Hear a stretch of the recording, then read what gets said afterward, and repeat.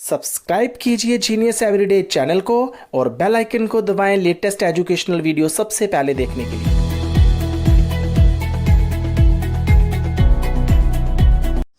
Hello students, मैं सुरेश। आज हम पढ़ेंगे class 8 chapter number 2 linear equation in one variable की एक्सरसाइज 2.4 जो कि एनसीईआरटी का क्वेश्चन नंबर 5 है, जिसमें कहा गया है Shobho's mother's present age is 6 times Shobho's present age, कि शोभो की प्रेजेंट एज जो है उसकी जो मदर की जो एज है प्रेजेंट एज वो शोभो की प्रेजेंट एज के 6 टाइम है। Shobho's age 5 year from now, और आज से आफ्टर 5 ईयर, मान लो 5 साल के बाद जो शोभो की एज होगी वो 1/3 होगी अपनी माता की प्रेजेंट एज के। What are their present age, हमें दोनों की प्रेजेंट एज को निकालना है।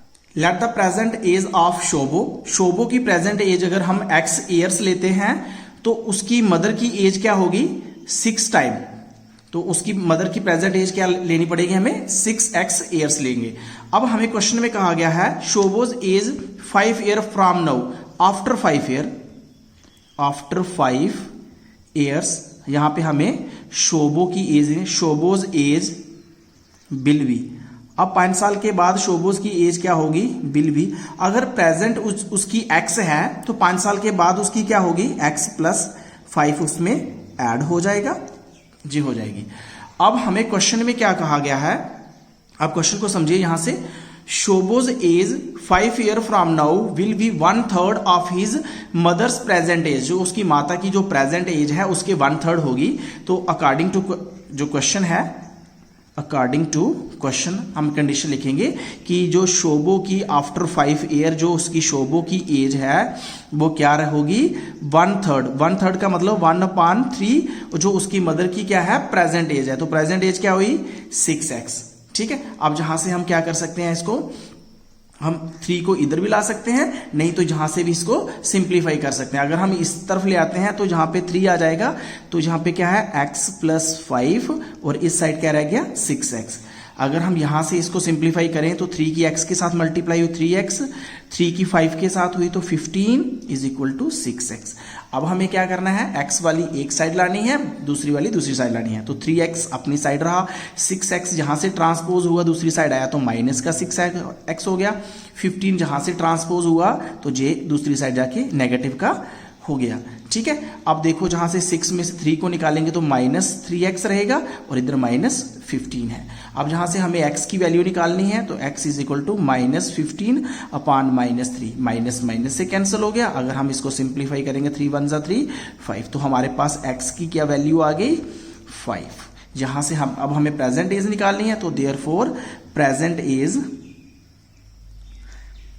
ऑफ शोभो की जो प्रेजेंट एज थी वो x थी और x हमारे पास कितना आया 5 ईयर्स हो गया। एंड हिज मदर, उसकी मदर की जो प्रेजेंट एज थी वो क्या थी 6x थी, तो 6 के साथ 5 की मल्टीप्लाई होगी तो 30 ईयर्स आ गई। ठीक है, अब हम क्वेश्चन नंबर 6 देखते हैं। हमारे पास जो क्वेश्चन नंबर 6 है इसमें कहा गया है there is a narrow rectangular plot reserve for a school. एक नैरो रेक्टेंगुलर प्लॉट है जो कि स्कूल के लिए रिजर्व कर दिया गया है मोहली विलेज में। The length and the breadth of the plot are in ratio, और लेंथ और जो उसकी ब्रेड्थ है वो भी फिक्स है, 11:4 रेशो में उसकी लेंथ और ब्रेड्थ ली जाएगी। और आगे कहा गया है at the rate of ₹100 per metre it will cost the village panchayat ₹75,000 to fence the plot. तो विलेज पंचायत का जो खर्चा हुआ है उसको फेंस करने में वो 75,000 आया, जो कि ₹100 पर मीटर के हिसाब से। अब हमें उस प्लॉट की डायमेंशन निकालनी है। डायमेंशन मींस उसका आकार निकालना है, उसकी लेंथ कितनी है, उसकी विड्थ कितनी है। जैसा कि आप लोग जानते हैं कि उसकी जो लेंथ है और जो विड्थ है वो फिक्स है 11:4, तो लेंथ का नाम पहले था तो 11x हमने लेट कर लिया और उसकी जो विड्थ है वो 4x हमने कर दी। अब हमें क्या करना है, हमें इसकी लेंथ और विड्थ निकाल के हम पेरीमीटर निकालेंगे। पेरीमीटर निकालने के बाद हम 100 से उसकी मल्टीप्लाई करेंगे, हम अपने हिसाब से उसकी कॉस्ट निकालेंगे और कॉस्ट हमें दी गई है, फिर हम उन दोनों इक्वेशनों को इक्वल कर देंगे। ठीक है, सबसे पहले अब हम इसका क्या निकालेंगे पेरीमीटर। तो perimeter of plot, perimeter of plot, उस पेरीमीटर का जो रेक्टेंगुलर प्लॉट है उसका पेरीमीटर क्या होगा 2 इंटू लेंथ प्लस ब्रेड्थ। अगर हम इसको आगे देखें तो क्या होगा 2 इंटू 11x प्लस 4x। तो हमारे पास जो इसका पेरीमीटर आएगा वो क्या आएगा 2:11 प्लस 4 करेंगे तो कितना हो जाएगा 15x। हमारे पास जो पेरीमीटर आया वो 30x और साथ में मीटर। हमें जो कॉस्ट ऑफ फेंसिंग है 1 मीटर के लिए वो ₹100 दी गई है। अब हमारी जो पूरी फेंस की जो लंबाई आई है वो 30x आई है, तो इसका मतलब टोटल कॉस्ट कितनी होगी, टोटल कॉस्ट ऑफ फेंसिंग, उस प्लॉट को टोटल फेंसिंग करनी होगी तो कितनी कॉस्ट आएगी ₹100 इंटू 30x, जो कि आएगी उसकी कॉस्ट ₹3 उसके आगे 3 जीरो लगा देंगे, हमारे पास जो साथ में x भी आएगा। बट हमें गिवन जो कॉस्ट ऑफ फेंसिंग दी गई है, but given cost of fencing जो हमें इनिशियली क्वेश्चन में दी गई है वो है 75,000। अब हमने जो निकाला कॉस्ट ऑफ फेंसिंग वो ये आया और जो उन्होंने दिया था वो ये आया, तो ये इक्वेशन नंबर फर्स्ट हो गई, इसको इक्वेशन नंबर सेकंड कर लो। अब हम इन दोनों इक्वेशनों को इक्वेट करेंगे। From equation first and second we get, जहां से हमें क्या चीज मिली कि हमारे पास जो कॉस्ट ऑफ फेंसिंग हमारी भाषा में वो ये आया है और जो उन्होंने दिया है वो कितना आया 75,000। अब यहां से हम x की वैल्यू निकालेंगे तो 75,000 डिवाइडेड बाय 3000 आया, 30 से कट हो गई। अगर हम फर्दर सिंप्लीफाई करें 3 1 3 25, तो हमारे पास जो x की वैल्यू आई वो 25 आई। इसका मतलब क्या हुआ, जो x आया वो हमारे पास 25 मीटर आया। अब हमें जहां से उस प्लॉट की लेंथ निकालनी है, तो लेंथ हमारे पास कितनी थी, जो कि एक फिक्स थी 11x, 11 की मल्टीप्लाई 25 से करेंगे तो हमारे पास जो आएगा 275 मीटर हमारी उस प्लॉट की लेंथ आ जाएगी। अब हमें उसकी जो ब्रेड्थ निकालनी है, तो ब्रेड्थ भी उसकी फिक्स थी 4x, 4 की जगह 4 और x की जो वैल्यू आई है वो 25 है, 25 से मल्टीप्लाई करेंगे तो हमारे पास 100 आ गया। इसका मतलब उसकी जो विड्थ थी वो 100 मीटर थी। इस तरीके से हमने उस रेक्टेंगुलर प्लॉट की लेंथ और विड्थ को फाइंड आउट कर लिया है। क्वेश्चन नंबर 7 में कहा गया है Hasan buys 2 kinds of cloth material for uniform shirt material that cost him ₹50 per metre. Hasan 2 किस्म का कपड़ा खरीदता है अपने यूनिफॉर्म के लिए। जो शर्ट मटेरियल है वो उसे ₹50 पर मीटर पड़ता है और जो ट्राउजर मटेरियल है वो उसे ₹90 पर मीटर पड़ता है। इसके साथ साथ एक कंडीशन और दी गई है, for every 2 metre of the trouser material, अगर वो 2 मीटर ट्राउजर मटेरियल खरीदता है तो उसके साथ वो 3 मीटर शर्ट मटेरियल खरीदता है। उसके बाद ही सेल्स द मटेरियल एट, फिर वो इस मटेरियल को किस प्रॉफिट पे बेचता है, 12% उसको प्रॉफिट होता है अपना ट्राउजर मटेरियल पे बेचने पे और 10% प्रॉफिट होता है उसे अपने शर्ट मटेरियल पे बेचने पे। हिज टोटल सेल इज, उसकी जो टोटल सेल थी वो 36,660 रुपीज उसकी टोटल सेल थी उन दोनों मटेरियल को बेचने पे। हमें निकालना है how much trouser material did he buy, उसने ट्राउजर मटेरियल कितना खरीदा होगा। तो सबसे पहले हम इनकी कॉस्ट प्राइस लेट कर लेते हैं।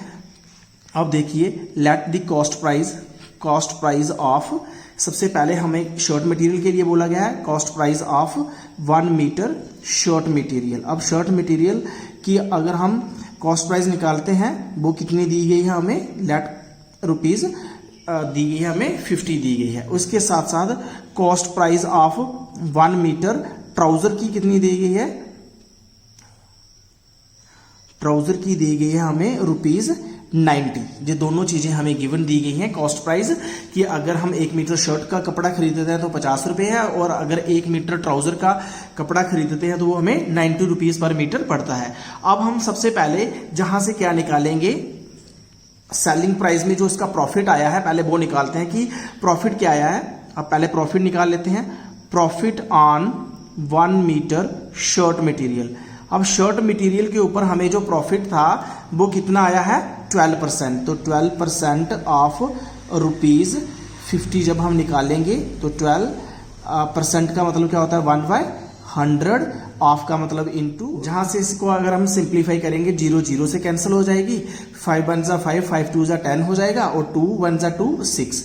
तो जहां से हमें जो प्रॉफिट आया है 1 मीटर शर्ट का कपड़ा जो अगर हम बेचते हैं उसके ऊपर हमें ₹6 प्रॉफिट आता है। तो इसका मतलब selling price of 1 metre shirt material का अगर मैं सेल करता हूं 50 रुपीज का मेरा 1 मीटर आया था, 6 रुपये मुझे प्रॉफिट हुआ, तो सेलिंग प्राइस कितना हुआ, कॉस्ट प्राइस प्लस प्रॉफिट। तो इसका मतलब मैंने जो शर्ट का कपड़ा सेल किया होगा वो 56 रुपीज पर मीटर सेल किया होगा। इसी तरह अब हम प्रॉफिट निकाल लेते हैं ट्राउजर मटेरियल पे। Profit on 1 metre trouser material पे हमें कितना प्रॉफिट हुआ, 10% ऑफ रुपीज कितना था, 90। अगर 10% ऑफ रुपीज 90 निकाल रहे हैं तो 10% का मतलब 1/100 इंटू 90, 0 से कैंसिल, 0 से कैंसिल, तो ₹9 मुझे हर 1 मीटर ट्राउजर कपड़ा बेचने पे हुआ। तो इसका मतलब selling price of 1 metre, 1 metre मैंने अगर ट्राउजर का कपड़ा बेचता हूं तो कितना आता है, कॉस्ट प्राइस प्लस प्रॉफिट। तो कॉस्ट प्राइस इसका कितना था, 90 था, और प्लस मुझे 9 प्रॉफिट हुआ। तो 1 मीटर जो मैंने ट्राउजर का कपड़ा था वो 99 रुपीज पर मीटर मैंने उसको सेल किया। ठीक है, अब हमें यहां से ये तो हमने 1 मीटर के लिए निकाल लिया। अब हमें निकालना कि टोटल मटेरियल मैंने कितना खरीदा होगा शर्ट का, और टोटल मटेरियल मैंने कितना खरीदा होगा ट्राउजर का, फिर उसके साथ टोटल सेलिंग प्राइस दोनों का निकालेंगे जो कि हमें दिया है, फिर उसके हम इक्वेट करेंगे उसको। अब हम देखते हैं, लेट द टोटल, अब हमें जो टोटल अब निकालना है ट्राउजर मटेरियल जो मैंने बाय किया, let the total trouser material मैंने जो बाय किया तो उसकी हमें रेशो दी गई थी for every 2 metre of trouser material. अगर हर मैं 2 मीटर ट्राउजर मटेरियल खरीदता हूं तो 3 मीटर मुझे शर्ट का कपड़ा भी खरीदना पड़ेगा। तो इसलिए let the total trouser material मान लेते हैं, हमने 2x ले लेते हैं, 2x मीटर मैंने जो है टोटल ट्राउजर मटेरियल मैंने बाय किया है। और इसके साथ साथ इसी तरह अगर शर्ट का मटेरियल मैंने कितना बाय किया होगा, वो 3x मीटर बाय किया होगा। जी मेरा टोटल उसकी ट्राउजर की जो थी लेंथ आ गई कपड़े की, और जी मेरे शर्ट के कपड़े की लेंथ आ गई जो टोटल मैंने किया होगा। अब मैंने 1 मीटर का सेलिंग प्राइस निकाला हुआ है, 1 मीटर मैंने शर्ट का सेलिंग प्राइस भी निकाला हुआ है, और 1 मीटर मैंने ट्राउजर का भी निकाला हुआ है। अब मैं टोटल जो मैंने कपड़ा खरीदा है, तो पहले मैं उसको सेलिंग प्राइस से इंटू कर लेता हूं, और उसके बाद फिर हम देखते हैं कि उसको इक्वल कैसे करते हैं। तो अब हमें क्या करना है, जहां पे selling price of trouser material का जो सेलिंग प्राइस था वो क्या रहा, अब जो मेरा ट्राउजर मटेरियल है वो 2x है, और इंटू अब मैंने ट्राउजर का जो मटेरियल सेल किया है वो 99 पे किया है। तो अगर हम इसकी इंटू करेंगे तो कितना आएगा, 9 2 8 और 198x। तो सेलिंग प्राइस जो मेरा होगा वो इतना आ गया ट्राउजर मटेरियल को सेल करने पे। अब selling price of shirt material, अब शर्ट मटेरियल का सेलिंग प्राइस अगर मुझे निकालना है तो 3x उसकी टोटल लेंथ है, तो 56 से अगर मैं इसको मल्टीप्लाई करता हूं, 56 से मल्टीप्लाई करने पे मेरे पास जो रिजल्ट आया वो 168x आ गया है। अब मैंने निकालना है टोटल सेलिंग प्राइस, जो कि मैंने टोटल सेलिंग प्राइस मुझे गिवन भी है, पहले मैं अपने x की फॉर्म में टोटल सेलिंग प्राइस उसका निकाल लेता हूं। तो total selling price of both shirt and trouser, तो कितना होगा, ₹198x प्लस 168x। अगर मैं इनको टोटल करता हूं, टोटल करने के बाद मेरे पास आया 366x। जी मेरा टोटल सेलिंग प्राइस आ गया दोनों का, शर्ट मटेरियल और ट्राउजर मटेरियल का। जहां पे आप देख सकते हैं selling price of both material, वो हमारे पास कितना आ गया, जहां पे 366 जो कि एक x की फॉर्म में आ गया। बट जो हमें गिवन दिया था कि जो सेलिंग प्राइस था दोनों का वो कितना था, 36,666। तो यहां पे भी सेलिंग प्राइस है, जहां पे भी सेलिंग प्राइस है। तो from equation first and second we get, जहां से हमें क्या चीज प्राप्त हुई, दोनों का सेलिंग प्राइस इक्वल कर देंगे क्योंकि दोनों सेलिंग प्राइस ही हैं। तो यहां पे आया 366x और जहां पे आया 36,666। यहां से हम x की वैल्यू निकालेंगे, तो x की वैल्यू निकालेंगे ऊपर 36,660 डिवाइडेड बाय 3,366 6। अगर हम यहाँ से डिवाइड करेंगे तो अप्रोक्सीमेट हमारे पास जो रिजल्ट आएगा वो आएगा 100। तो यहाँ से हमारी x की वैल्यू निकल गई, वो क्या आया 100। अब हमने क्या निकालना था, जहाँ से निकालना था कि उसने जो ट्राउज़र का मटेरियल था वो कितना खरीदा था। तो यहाँ से हमने वो लेट किया हुआ था 10 दी ट्राउज़र मटेरियल परचेज्ड, उसने जो ट्राउज़र मटेरियल परचेज्ड किया था वो कितना था, हमने लेट किया था 2x की मीटर हमने किया था, तो 2 की जगह 2 आया। अब x की वैल्यू क्या आई, 100 आई, और बाहर हम मीटर लगा देंगे। इसका मतलब उसने ट्राउज़र का मटेरियल जो टोटल परचेज किया वो 200 मीटर परचेज किया। इस तरीके से हमने क्वेश्चन नंबर जो था इसका 7 भी कर दिया है। अब हम जो नेक्स्ट वीडियो होगा उसमें क्वेश्चन नंबर 8, 9 और 10 करके इस एक्सरसाइज को खत्म करेंगे। अगर आपको मेरे वीडियो अच्छे लग रहे हैं तो मेरे चैनल को सब्सक्राइब कर लीजिए, ताकि मैं आपके लिए आगे और भी अच्छे वीडियो बनाता रहूं। Thank you for watching.